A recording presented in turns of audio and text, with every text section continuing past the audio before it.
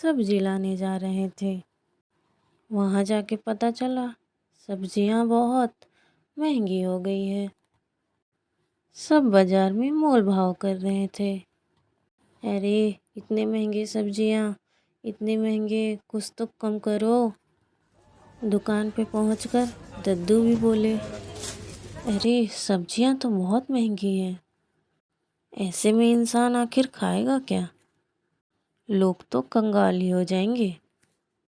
दद्दू के सारे पैसे खत्म हो जाते हैं और थोड़ी सी ही सब्जियां लेकर वो घर आते हैं और घर आकर कहते हैं, आज सब्जियां बहुत महंगी थी, मैं थोड़े से ही सब्जी खरीद पाया। घर चलाना तो बहुत मुश्किल हो गया है, इंसान आखिर खाएगा क्या? तो ढोलू छोटू कहते हैं, हमें ये सस्ती महंगी समझ नहीं आती, हमें तो जो मिलेगा हम वही खा लेंगे।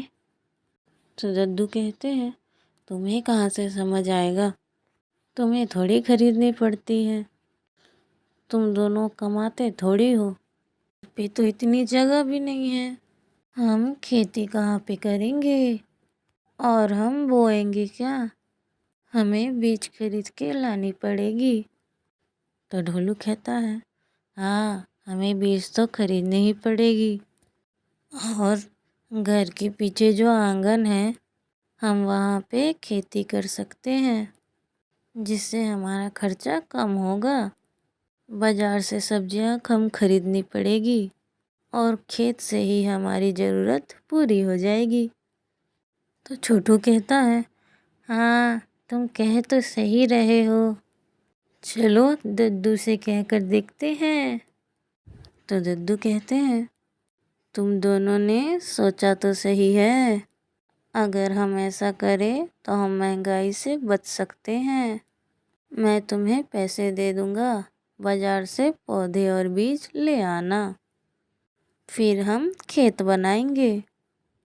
अगले ही दिन दद्दू ढोलू और छोटू को पैसे दे देते हैं।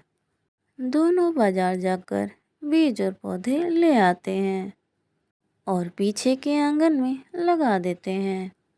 वो पहले मिट्टी को अच्छे से तैयार करते हैं और फिर बारीकी से सारे बीज को छींट देते हैं और पौधों को भी लगा देते हैं। वो रोज़ सुबह उठकर उसमें पानी दिया करते थे। कभी दद्दू पानी डालते तो कभी छोटू तो कभी ढोलू। तीनों मिलकर खेत का बहुत ही ध्यान रखते थे। सेवा करते करते खेत तो बहुत ही उपजाऊ हो गई थी। खेत में बहुत सारी सब्जियां निकल आई थी। दद्दू ने बाजार से सब्जियां खरीदना कम कर दिया।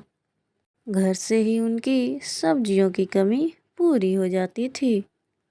दद्दू उन दिनों बहुत खुश रहने लगे क्योंकि उनके खर्चे कम होने लगे थे। लेकिन गांव के लोग परेशान रहते थे। वो रोज़ बाजार जाकर सब्जियां खरीद कर लाते और चर्चा करते रहते कि आज सब्जियां कितनी महंगी थी। हाँ हाँ, आज तो सब्जियां बहुत ही महंगी थी।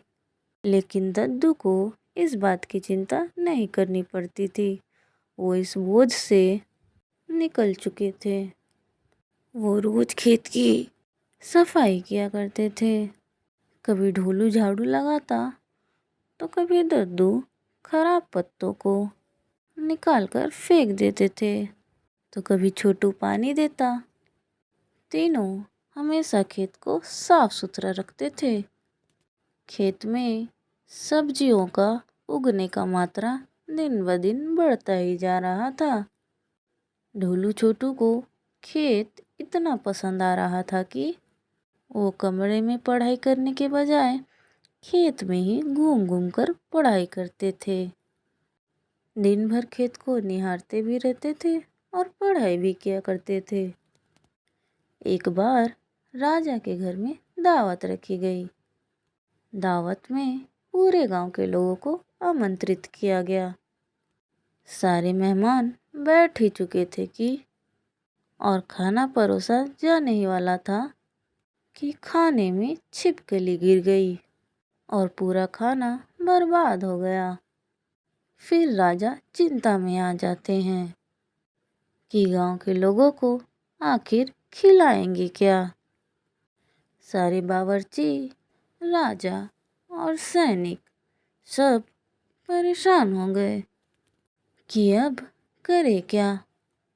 इतने में वहाँ रानी पहुँचती है।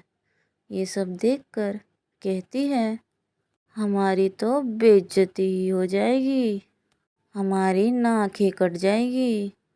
मेहमान बैठे हुए हैं और अगर ऐसे में हम उनको उठा देंगे तो हमारी क्या इज्जत रहेगी कि राजा गांव के लोगों को खिला नहीं पाया।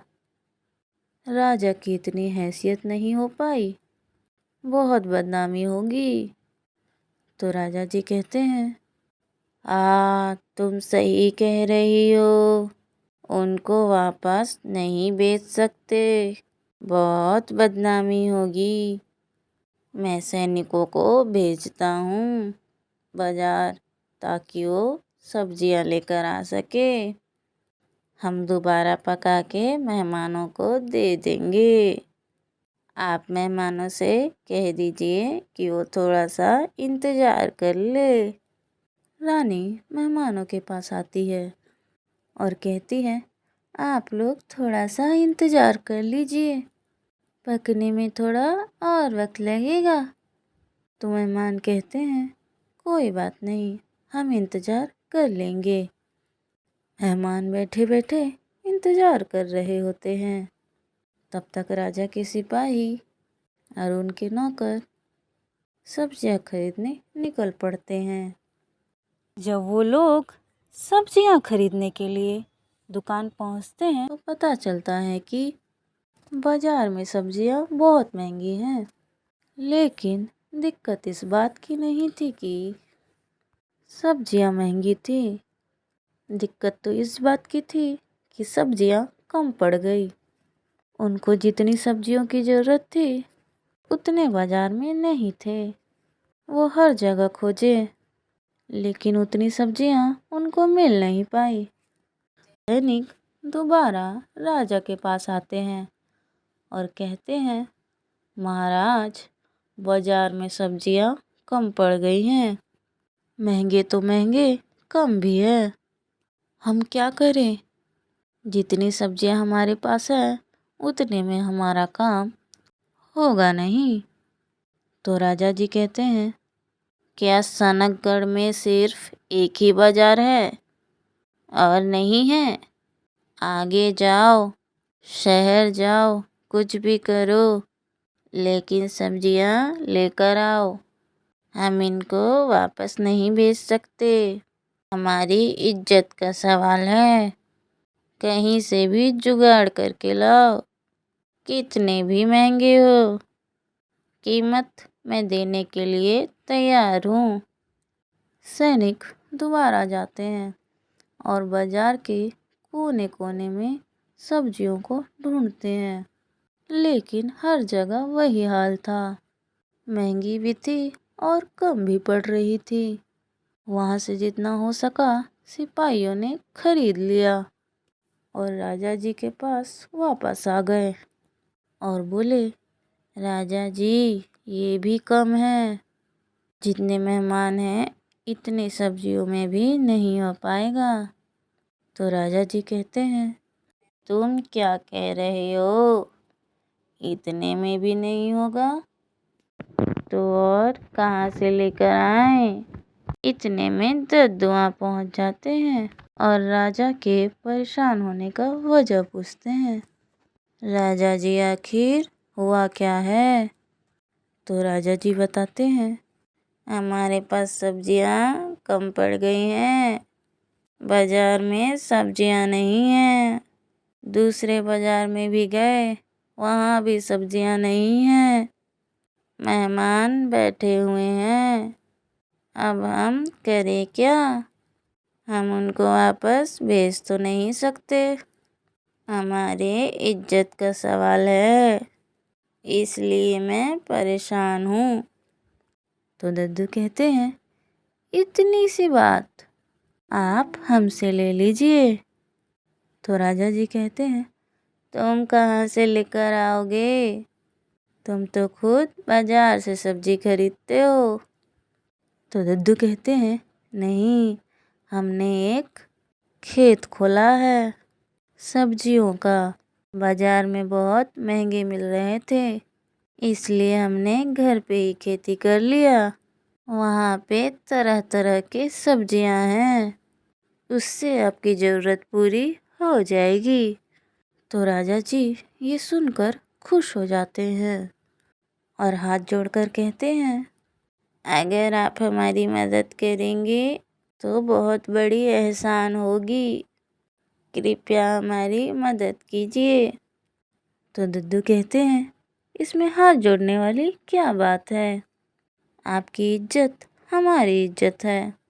मुझे पहले पता होता तो मैं पहले ही ले आता, लेकिन मुझे तो अभी पता चला है।